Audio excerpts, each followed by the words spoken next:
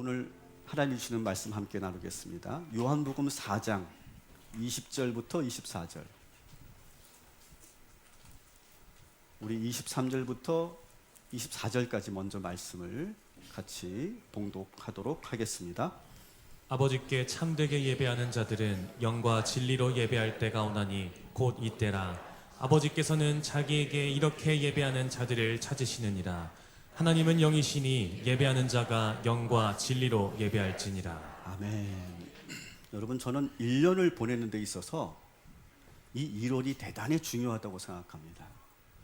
계속 여러분들에게 제가 질문하고 있어요. 여러분, 어떻게 살 거예요? 2024년 어떻게 살 거냐고요. 어떻게 살 거냐고요 도대체. 제가 계속 그렇게 질문하고 있습니다. 설교를 통해.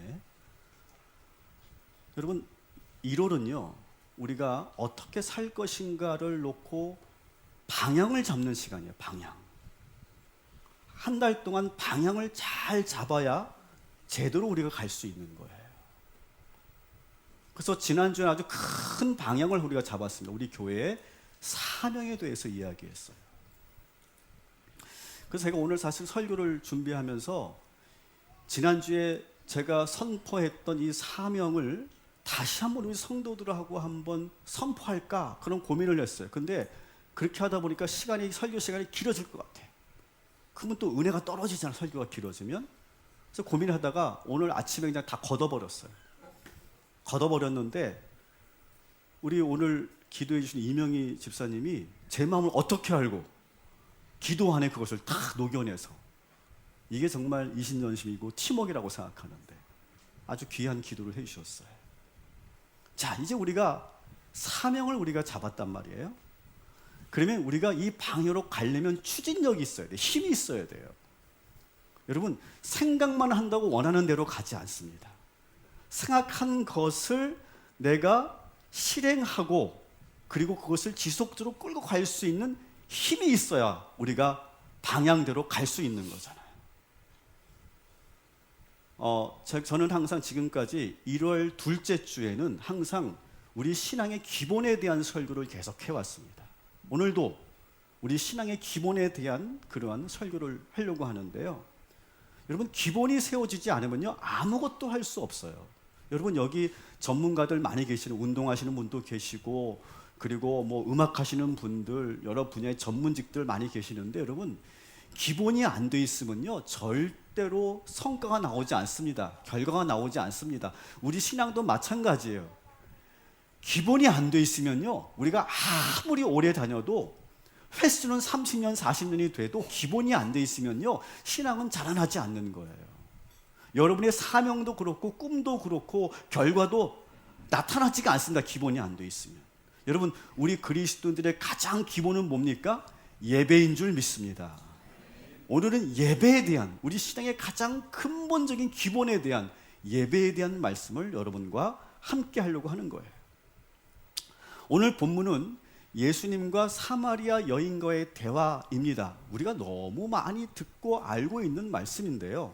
먼저 이 대화 내용을 한번 우리가 같이 다시 한번 읽어보도록 하겠습니다. 20절부터 24절 같이 읽습니다. 우리 조상들은 이 산에서 예배하였는데 당신들의 말은 예배할 곳이 예루살렘에 있다 하더이다.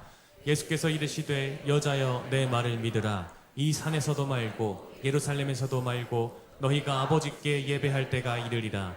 너희는 알지 못하는 것을 예배하고 우리는 아는 것을 예배하노니 이는 구원이 유대인에게서 남이라.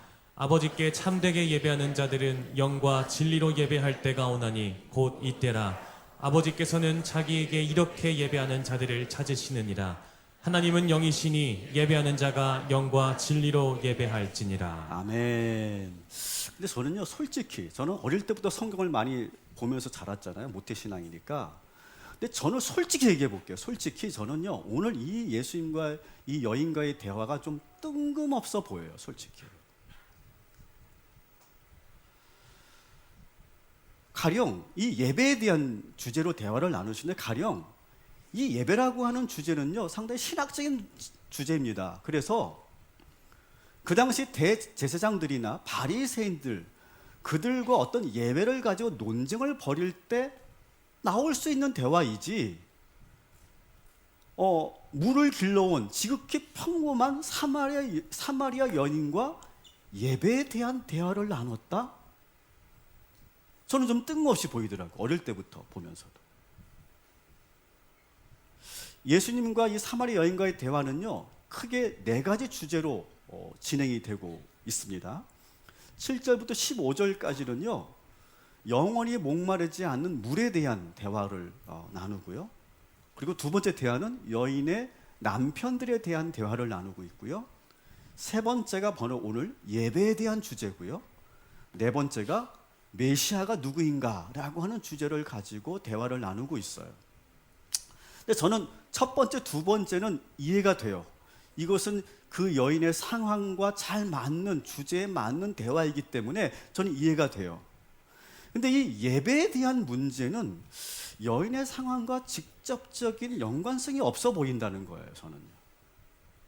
차라리 지금 이 시간에 그동안 여인이 살아오면서 받았던 어떤 상처라든지 외로움이라든지 가족의 문제라든지 어떤 부부의 문제라든지 뭐 자녀 문제라든지 그런 걸 가지고 실질적인 대화를 나눴다면 아마 더 큰 도움이 되지 않았을까? 왜 이 신학적인, 이 종교적인 예배에 대한 문제를 이 여인과, 평범한 여인과 나누셨을까?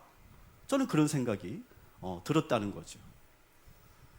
자, 그런데 제가 다시 말씀을 이렇게 보면서 이 4가지 이 대화를 이렇게 보면서 이 생각은 저의 선입견이었다는 것을 제가 깨닫게 됩니다. 우리가 20절부터 24절까지 예배에 대한 내용만 본다면 저처럼 생각하는 분들도 있을 거라고 생각해요. 근데 이 대화의 흐름을 여러분 한번 봐주시기 바랍니다. 4가지 대화의 흐름이 있는데요. 첫 번째 대화는 뭐라고 그랬죠? 영적인 목마름에 대한 대화고요. 두 번째는 존재론적인 외로움에 대한 문제예요. 남편과의 문제니까요. 그 다음에 예배에 대한 대화를 하고요. 그 다음에 메시아가 누군가, 그리스도가 누군가에 대한 대화예요. 그러니까 이것만 똑 띄워놓고 본다면 좀 뜬금없어 보이겠지만 이 4개의 대화의 흐름을 가지고 본다면 여러분 뭐가 보이지 않습니까? 여러분 한번 찾아보세요.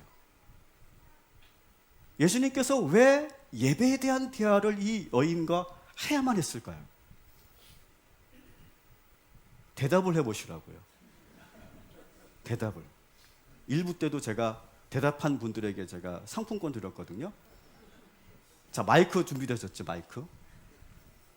자, 한번 이 대화의 흐름에서 뭘 예수님께서 지금 말씀하시려고 하는 걸까요? 손 안 들 줄 알았어요. 우리 선생님들 고개 숙이지 마시고 신현서 집사님 안 시킬 거야. 1부 때 하셨기 때문에. 우리 서영원 집사님 마이크 한번 줘보세요.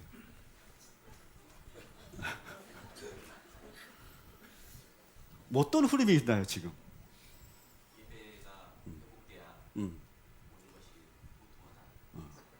모든 것 좀 더 구체적으로 되고 회복되고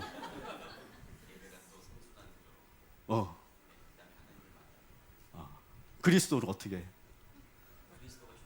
그리스도가 중심이 돼서 다시 한번 정리해 봅시다. 자, 잘하셨어요. 한 번만 더 정리해 보세요.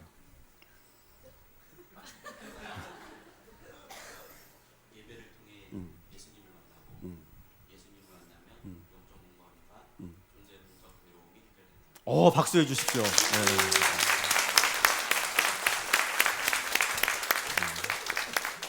나 이렇게 떨릴 줄 몰랐어. 저분 매일 방송하는 분이거든요. 근데 이렇게 떠네. 마이크 잡으셨는데. 맞습니다. 정확한 답이었죠.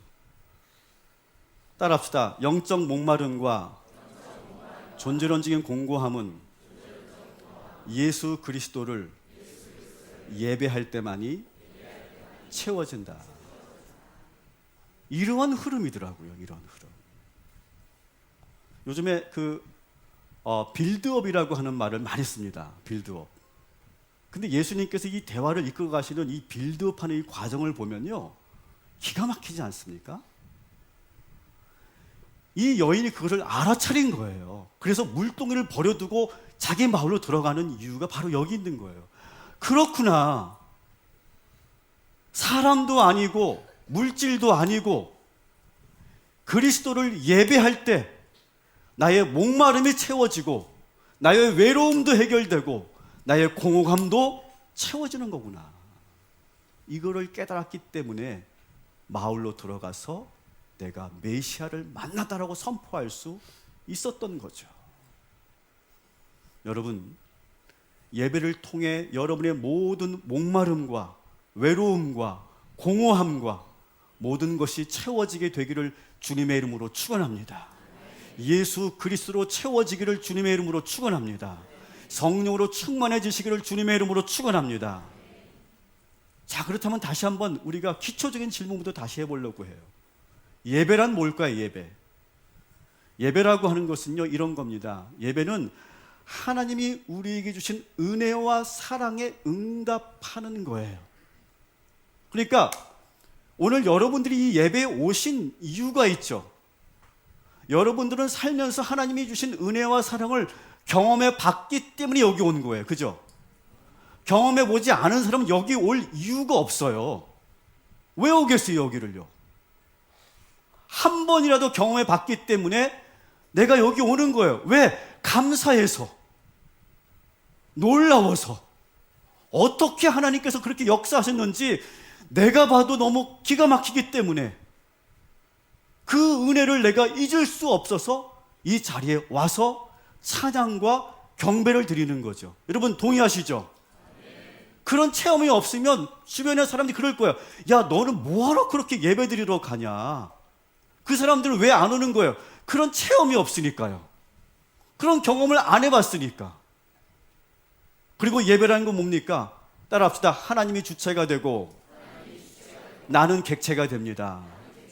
예배라는 건 바로 그런 거예요. 여러분, 우리가 한 주간 살면서 계속 세상에서 계속 우리가 속삭이는 말이 뭡니까? 네가 주인이다, 네가 주인이다, 네가 왕이다, 네 마음대로 해라. 인간은 자유로운 존재다. 인간은 만물의 영장이다.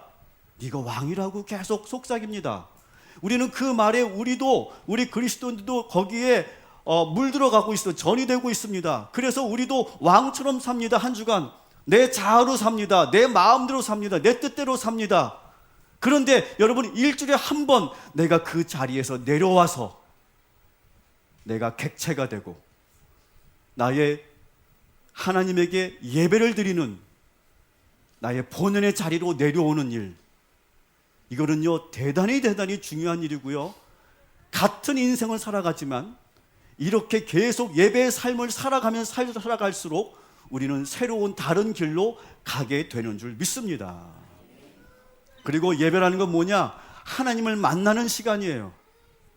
주님이 우리에게 임재하는 시간이죠. 여러분, 이 시간에 하나님을 만나고 주님의 임재를 체험하게 될 줄 믿습니다. 일상에서는 경험할 수 없는 거룩하고 구별된 신비한 체험을 오늘 이 시간 여러분이 하게 될 줄 믿습니다. 자, 그런데 많은 사람들이 오늘날 예배 드리지 않습니다. 예배를 드렸다가도 멈추는 사람들이 점점 많아지고 있습니다. 특히 코로나로 인해서 정말 많은 예배자들이 떨어져 나갔습니다. 물론 교회의 잘못도 있었고 우리의 부족함도 있었지만 점점점 예배하는 자들이 줄어들어 가고 있는 건 사실이에요. 그들이 왜 예배를 드리지 않는다고 그 이유를 뭐라고 말합니까? 하나님이 정말 계시다면 이 세상이 왜 부조리하고 왜 악하냐는 거예요.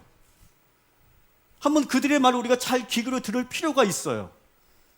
하나님이 우리를 사랑하신다면 왜 우리가 이렇게 불행해지도록 가만 내버려 두시느냐는 거예요. 내 눈으로 아무리 봐도 이 세상에 하나님의 흔적이 보이지 않는다는 거예요. 하나님을 찬양하고 예배할 일이 이 세상에 뭐가 있냐는 거예요. 뉴스를 보라는 거예요.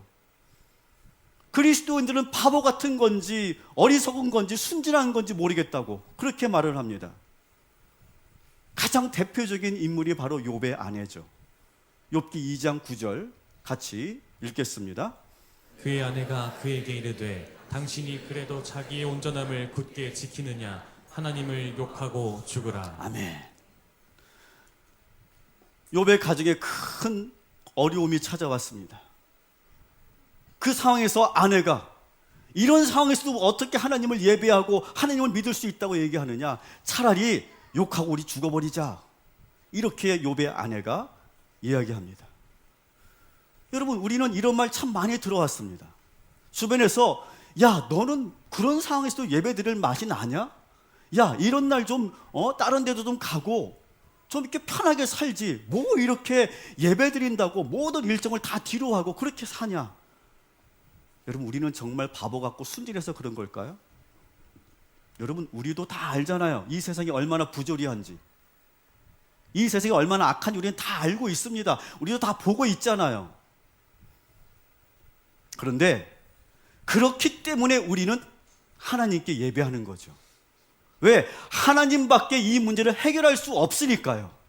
누가 해결하겠습니까? 이 세상의 부조리함을, 이 세상의 악함을 누가 이겨내시고 누가 감당하시고 누가 지키겠습니까? 여러분, 대통령이 합니까? 수상이 합니까? 왕이 합니까? 하나님밖에 이 문제를 해결할 분이 없어요, 여러분. 그래서 우리는 하나님께 모여서 기도하고 탄원 드리는 거고 우리가 부르짖는 거 아닙니까? 여러분, 모든 역사 속에 무신론자들의 눈에는 보이지 않지만 이 모든 역사 속에 하나님께서 역사하셨고 하나님께서 지금도 움직이고 계신다는 걸 우리는 보고 있잖아요. 알고 있잖아요. 가장 결정된 사건이 뭡니까? 예수 그리스도가 이 땅에 오셨잖아요. 하나님이 이 땅에 예수님을 보내셨잖아요. 이것으로 인해서 우리 인생의 모든, 이 세상의 모든 문제가, 역사가 뒤바뀌었잖아요. 무신론자들은 그게 보이지 않는 거죠. 그러나 우리는 그걸 똑똑히 봤죠. 그리고 우리가 또 예배 드리는 이유가 뭡니까? 여러분 가장 힘들고 어려울 때, 여러분이 정말 불행할 때, 죽고 싶었을 때, 여러분 누가 여러분을 위로해 줬고 누가 여러분을 살렸습니까? 사람이 살려주든가요? 친구가 도와주든가요? 가족들이 도와주든가요? 하나님밖에 나를 위로할 분이 없었잖아요. 그래서 우리는 하나님을 예배할 수밖에 없는 거죠. 여러분, 우리도 다 알아요. 우리 그리스도인도 바보가 아니에요. 순진하지 않습니다. 때가 악한 거 다 압니다. 제가 새벽 예배 때 말씀드린 것처럼 이 때가 악한 거 우리가 알아야 된다고 제가 말씀드렸습니다. 그런데도 이상하게 우리들은요, 어디로부터 나오는 건지 모르겠지만 솟아나오는 그런 소망이 있잖아요. 소망. 그런 부조리함 속에서도, 그런 불행함 속에서도 왠지 모르는 그 소망이 계속 우리에게 솟아오르잖아요. 그래서 우리는 예배를 드리는 거예요. 세상의 모든 모진 풍파를 견디면 견딜수록, 힘들면 힘들수록 이상하게 더 하나님을 부정하지 않게 되고 원망하지 않게 되고 더 하나님을 찾고 더 하나님을 예배드리고 싶어지는 그런 영적인 갈급함이 우리에게 있잖아요. 이게 믿지 않는 사람들에게는 병이라면 병처럼 보일 거예요. 야, 너 정말 대단하다. 어떻게 그런 상황에서도 예배 드릴 생각을 하냐. 하지만 우리는 예배를 드리려고 하는 그런 마음이 더 부리듯 일어나잖아요. 근데 여러분 잘 보시기 바랍니다. 끊임없이 하나님을 믿고 예배하고 찬양하는 사람들이 행복할지, 하나님이 없다고 부정하고 그리고 하나님 없이 자기 의지대로, 자기 마음대로, 자기 주관대로 자기가 주인이 되어서 사는 사람이 행복할지 우리가 한번 보자고요. 누가 더 행복하게 살까요? 저는 하나님이 이 세상을 창조하셨고 지금도 주관하고 계심을 믿습니다. 이 믿음이 제 영혼 깊숙한 곳에서 계속 분출되고 솟아오르고 있어요. 그리고 내가 주인이 되지 않고 내가 아래에서 하나님을 예배할 때, 다시 말하면 본연의 인간의 모습으로 내려올 때, 그때가 가장 나다운 것임을 우리는 알고 있어요. 세상 그 어떤 즐거움보다 하나님을 찬양하고 하나님의 임재를 경험하는 것이 가장 행복하고 복된 순간이라는 것을 우리가 알기 때문에 우리는 예배드리는 거예요. 그래서 하나님은 이렇게 말씀하시죠. 우리는 하나님을 예배하도록 지음받은 존재다. 이사야 43장 21절 같이 읽겠습니다.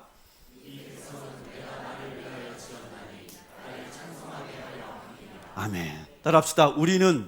나는 하나님을 예배하기로 선택한 사람들이다. 여러분, 우리가 순진해서 세상을 몰라서 바보 같아서 예배하는 게 아니에요. 다 알고 있다고요. 그러나 우리는 하나님을 그래서 찾고 예배하는 거예요. 여러분, 누구의 선택이 옳을 것인가 한번 두고 보자는 거예요. 여러분, 우리는요, 어떤 순간에도 하나님을 예배하기로 결정했고 그 길을 선택한 사람들인 줄 믿으시기 바랍니다. 그렇다면 우리는 어떻게 예배해야 되는가? 오늘 23절, 24절 다시 한번 읽어보도록 하겠습니다. 아버지께 참되게 예배하는 자들은 영과 진리로 예배할 때가 오나니 곧 이때라. 아버지께서는 자기에게 이렇게 예배하는 자들을 찾으시느니라. 하나님은 영이시니 예배하는 자가 영과 진리로 예배할지니라. 아멘. 여러분, 하나님은 영이시기 때문에 영과 진리로 예배하는 것이 참된 예배다. 이렇게 한 문장으로 이렇게 오늘 말씀을 정리할 수 있죠. 그렇다면 영과 진리로 예배한다는 게 뭘까? Spirit and Through입니다. 영으로 예배한다는 걸 먼저 우리가 다뤄볼게요. 여러분, 우리가 영으로 예배해야 되는 이유가 뭐라고 되어 있습니까? 하나님이 영이시기 때문에. 영적인 하나님을 우리가 만나는데 우리가 육적인 상태로 예배 드리면 그 예배가 진행이 되지 않고 하나님을 만날 수가 없는 거예요. 여러분, 다른 피조물들은 하나님을 예배할 수가 없어요. 왜? 영이 없기 때문에. 근데 하나님께서 우리 인간을 만드실 때 육과 영을 같이 통합해서 만드셨잖아요. 그래서 우리에게는 영적인 능력이 있어요. 그래서 인간은 영적인 존재이기 때문에 하나님을 예배할 수 있는 거예요. 그런데 여러분, 오늘 이 시간 여러분, 몸만 여기 와 있다고 우리가 예배가 되는 게 아니에요. 여러분의 영이 오늘 이 시간 켜져야 되는 줄 믿습니다. 근데 여러분, 이게 참 설교자로서 가장 어려운 부분인데, 영이 켜진다는 게 뭘까요, 여러분? 영이 켜진다. 영이 열린다라고 하는 게 뭘까요? 이것은 아무리 문학적으로 표현을 해도 이것은 설명되어지지 않습니다. 이것은 여러분이 직접 체험하지 않으면은 이것은 영적인 예배라는 게 뭔지 몰라요. 영이 작동한다, 영이 켜진다, 영이 열린다, 이걸 잘 몰라요. 그래서 오늘 한번 우리가 실습을 한번 해보려고 합니다. 제가 직접 아무리 말로 언어로는 이건 해결될 수가 없으니까, 자, 찬양을 우리가 한번 부를 건데요. 찬양을 드리며 라고 하는, 여러분이 잘 알고 있는 오래된 찬양입니다. 아시는 분들은 거의 대부분 아실 거라고 생각하는데, 자, 이 찬양을 부를 건데 제 말씀 그대로 하십시오. 이미 여러분의 영이 켜져 있다라고 여러분 생각하시기 바랍니다. 생각만 하세요. 이미 내 영이 켜져 있어요. 자, 그 상태에서 이 가사에 집중하시기 바랍니다. 그리고 아는 가사일 테니까 대부분 분들은 모르시면 눈을 뜨고 보셔도 좋은데 눈을 감고 한번 찬양해 보시는 거예요. 그리고 손을 들고 찬양할 거예요. 그리고 반복해서 부를 겁니다. 자, 그러면 여러분들이 영으로 찬양한다는 게 무엇인지, 그리고 영으로 예배한다는 게 무엇인지, 영이 켜진다는 것이 무엇인지 여러분 분명히 아실 거예요. 우리 어린이들도 알게 될 거예요. 한번 아시는 분들은 눈을 감으시고 한번 손을 한번 들어보세요. 오른손만 아주 편안하게 들어보세요. 그리고 한번 이 찬양 불러보도록 하겠습니다.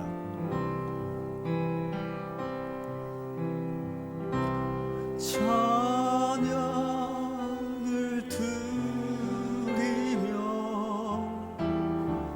주 앞에 옵니다. 내 삶을 드리네. 두 손 들어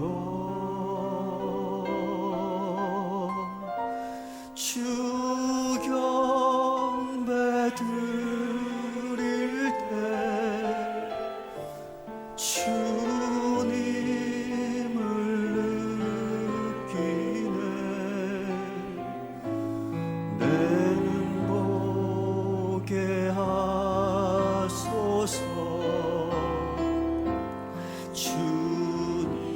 지금보다 더 깊이 들어간다고 생각하시며 불러보시기 바랍니다.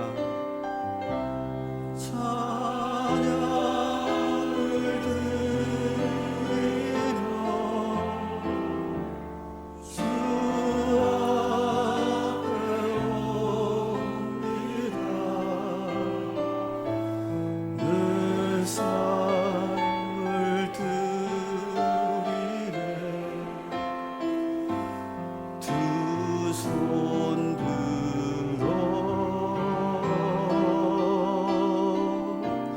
주 경배 드릴 때 주님을 느끼네. 내 눈 보게 하소서.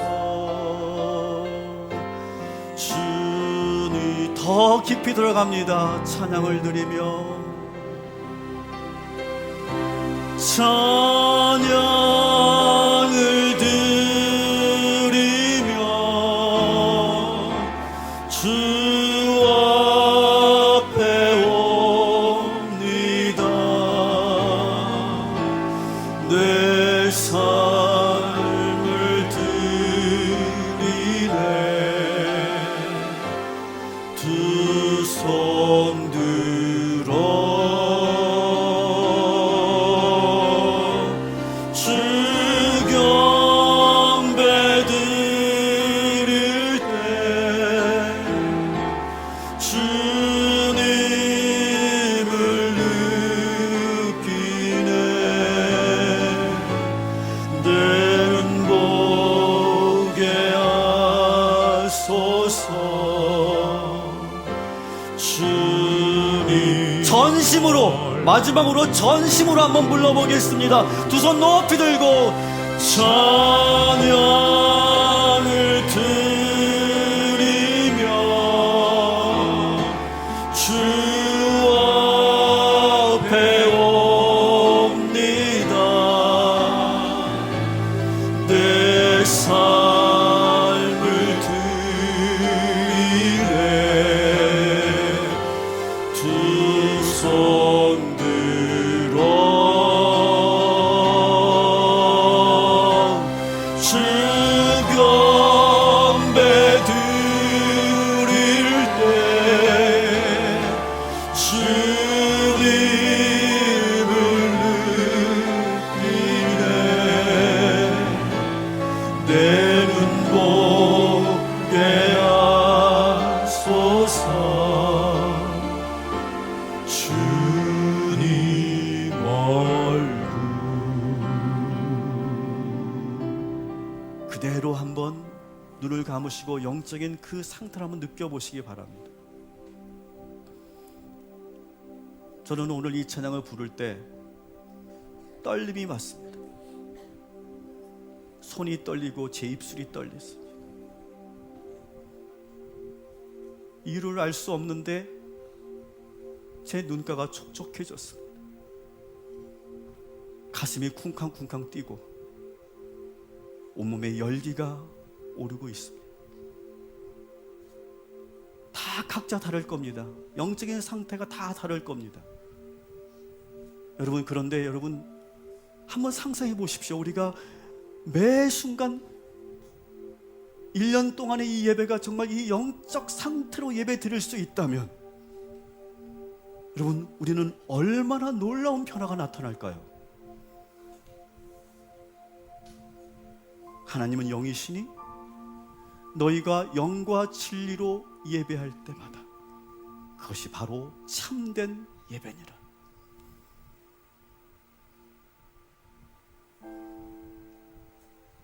여러분, 이 영적 상태를 늘 유지하면서 예배하시기를 주님의 이름으로 축원합니다. 이제 눈을 뜨십시오. 진리로 예배한다는 건 뭘까? 진리로 예배한다는 것은 하나님 말씀에 근거한 예배가 되어야 된다는 거예요. 하나님 말씀에 근거한 예배. 예배는요, 여러분, 단순히 감정이나 어떤 영적 엑스타시가 아니에요. 저는 예배에서 찬양을 대단히 중요한 그러한 부분이라고 생각합니다. 하지만 여러분, 찬양만 있는 예배는 위험할 수 있어요. 젊은이들이 많이 모이는 찬양 집회를 보면 다 그런 건 아니지만 찬양 시간이 2시간 동안 거의 3분의 2고 그리고 말씀 시간은 10분밖에 주어지지 않는 그런 집회를 저는 종종 봅니다. 여러분, 진리로 드리는 예배가 아니면요, 그 예배자들이 그 자리에서 막 뛰고 막 박수 치면서 환호성을 지르면서 막 찬양해도요, 그 예배가 얼마나 허약한지를 여러분 아셔야 돼요. 말씀으로 무장되지 않으면 모든 시련을 이겨낼 수 있는 예배자가 되지 않더라고요. 진리의 말씀을 들을 때, 영적인 상태로 우리가 들어갈 때, 그때 진리가 있을 때 우리의 예배가 온전한 예배가 되는 거예요. 자, 그런데 여러분, 이 진리의 말씀도 여러분 영적으로 들을 수 있어야 돼요. 영적으로. 자, 그러면 영적으로 말씀을 듣는다는 건 무엇이냐? 제가 쉽게 한번 설명해 볼까요? 따라합시다. 이 말씀은 설교자의 말씀이 아니라 하나님의 말씀입니다. 누구의 말씀이라고요? 하나님의 말씀이에요. 지금 나에게 하시는 말씀으로 들으셔야 돼요. 오늘 이 시간. 이 설교자의 말씀을 들으면서 하나님이 나에게 지금 뭐라고 말씀하시는가를 그걸 들어야 돼요. 그거를. 그게 영어로 듣는 거예요. 그리고 아멘 하는 거예요. 그리고 판단하지 않고 순종하는 거예요. 여러분, 오늘 나가시면서 아유, 오늘 김 목사 설교 좋네. 그리고 나가면요, 그거는 영어로 들은 게 아니에요. 머리로 들은 거예요. 머리로. 하나님의 음성을 들으시기를 주님의 이름으로 축원합니다. 그래야 영과 진리로 예배가 되는 거예요. 그게 참된 예배래요. 오늘부터 10번의 예배가 시작이 됩니다. 연초부터 저는 우리 성도들 너무 강하게 끌고 가는 게 아닌가라고 하는 걱정도 있었어요. 한 3초에건 걱정했어요. 3초. 근데 저는요, 이제 이런 목자가 돼야 되겠다. 저는 마음먹은 게 있거든요. 우리 성도들이 좋아하는 길, 우리 성도들이 가려고 하는 그 길로 따라가는 목자가 아니라 예수님이 계신 푸른 초장과 실만한 물가로 이끄는 목자가 돼야 되겠다. 이끄는 목자. 비록 그 푸른 초장으로 가려면 고되고 힘들겠지만 어떻게든 우리 양들이 다 하나님이 계신, 예수님이 계신 그 푸른 초장으로 가도록 이끄는 목자가 돼야 되겠다. 여러분을 괴롭히려고 하는 것이 아니라 여러분들 복되게 하려고 제가 이 신년 말씀 성회를 준비한 거예요. 여러분, 저를 믿고 따라와 주시기를 부탁을 드립니다. 저는요, 경제 전문가도 아니고 컨설턴트도 아니고 애널리스트도 아니에요. 미래학자도 아닙니다. 하지만 저는 설교자로서, 목회자로서 여러분들의 미래가 복되고 행복한 유일한 길을 저는 여러분에게 말씀드리려고 합니다. 자신 있게 말씀드릴 수 있어요. 예배가 회복되면 여러분의 인생이 달라지게 될 줄 믿습니다. 전 자신 있게 말씀드릴 수 있어요. 예배가 회복되면 여러분의 인생은 저절로 좋아질 거예요. 여러분이 드리는 이 모든 예배를 여러분 온전히 드려보십시오. 그러면 여러분의 인생, 여러분의 가정, 여러분의 일터와 여러분의 사업과 여러분의 자녀들과 우리들의 계획과 우리의 꿈과 소망, 모든 것이 열리게 될 줄 믿습니다. 여러분, 절대로 오해하지 마세요. 이거를 여러분 잘못 오해하면요, 이 예배라고 한 자체의 마술적인 어떤 능력을 자꾸 생각하는 분들이 계세요.